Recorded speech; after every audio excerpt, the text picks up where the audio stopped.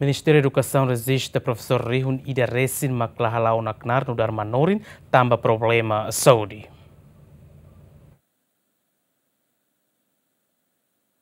Diretora de Recursos Humanos do Ministério da Educação, Anita Tavares Teten, a promulgação da reforma obrigatória do Presidente da República para funcionários com idade Russi Nenulo Retslima Valeten, Ministério da Educação se deu que é dados fixos, com a professor Sirenebe Tamona e a idade de reforma. Bebê Anita Mos esclarece, Ministério da Educação e a dados fixos para professor sobrevivência no invalidez, com moras prolongada, a mútuo Rihun Ida Resin, no dados para professor idade reformado, Ministério se revê fila fali. Ter lei e a modalidade tolo vai invalidez e daí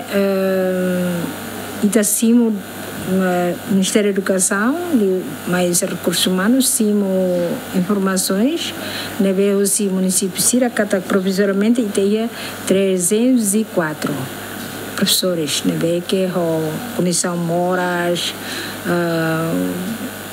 condição moras, né? Mas está deixando ser invalidez, que moras prolongada. Agora, a velhice, dados não vê que o a minha IHA, né? 2.746. Mas bem, né? Hana só em alguém que precisa de rever, halpa revisão. Também tem que reparar os 65 baletem.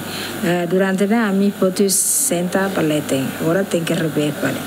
Agora, se não vê sobrevivência, né, e 855 pessoas, professores, não vê que sernidados, não vê IHA, para tu, né, a minha processo baracona, a Comissão de Função Pública, a INSS, a tudo, né, pelo processo serni direito, com a subsídio, se não vê que seria IHA.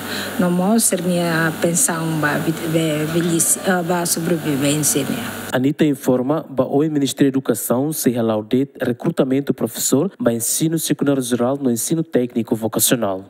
Recrutamento, por enquanto, não é professores para ensino básico, nem ita se ia bolso ela, não é que ita coloca a fase da todos os professores, não é que é reservado e a bolsa. Ita hatene kata ia o valor 60 ou 65 ita será coloca. Quer dizer que será ia lá bolso de candidatos. Então prevê ela reservado ela professores.